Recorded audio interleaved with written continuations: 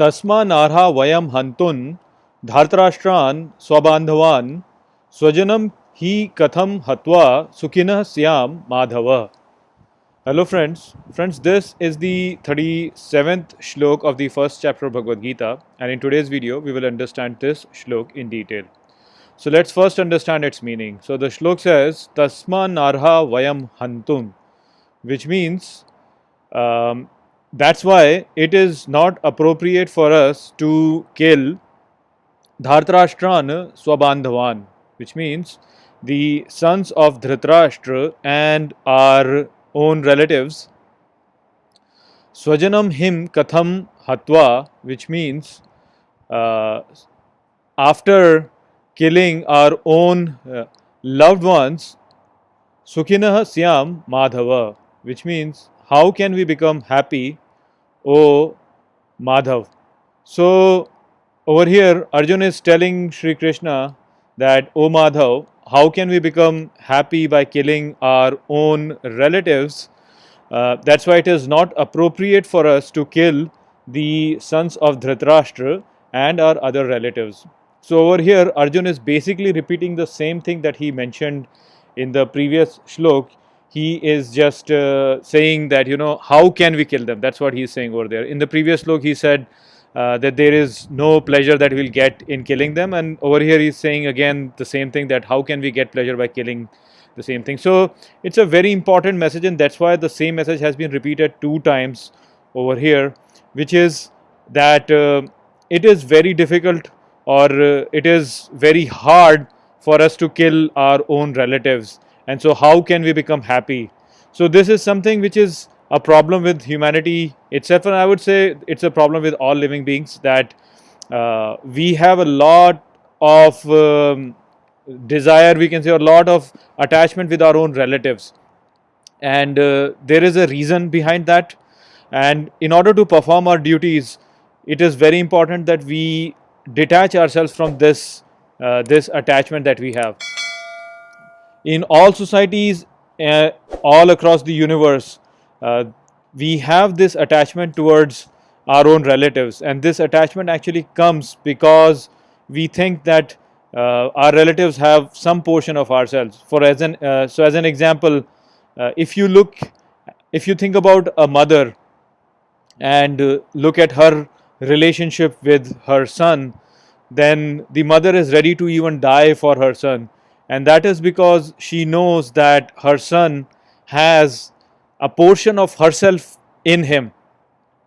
Similarly, when we look at our own relatives or our own family members, we feel an attachment towards them, and that's because we feel that they have certain portion of us in them. So there is some portion of you which is present in your family members. So because of this, we have this attachment to our relatives and to our family members.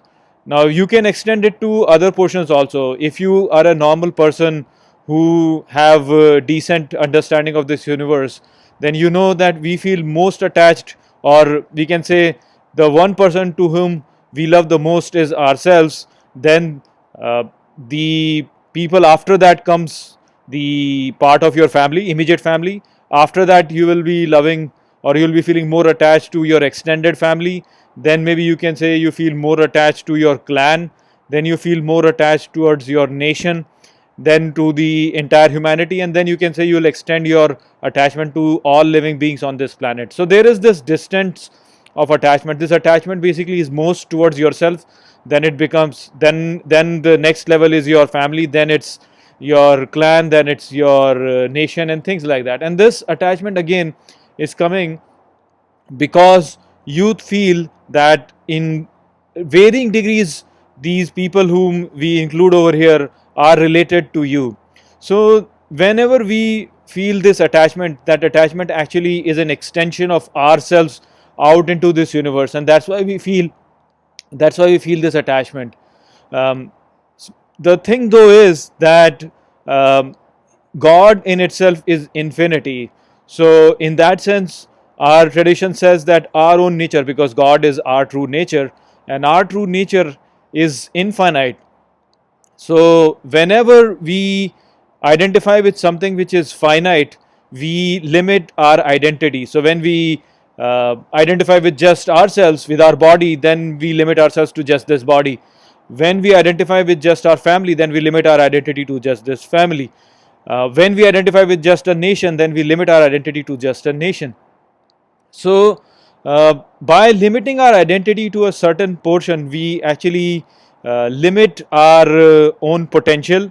And so, when Arjun over here is just limiting his identity with his family members itself, and he's saying that killing our family members is not right, it cannot bring me freedom, it cannot bring me happiness, then he is just limiting his own potential.